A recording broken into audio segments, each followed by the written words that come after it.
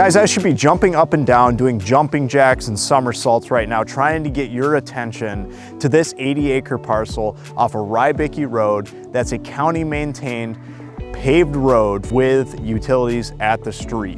We're in Mason County. We're right between Ludington and Manistee. You get the pick of the litter for whatever amenities and enjoyment or whatever hobbies that you want to do that day. You've got 80 acres to mess around on that has maintained trails all the way throughout it. You've got giant food plots ready for your hunting enjoyment, maintenance, whatever you like to do with your property.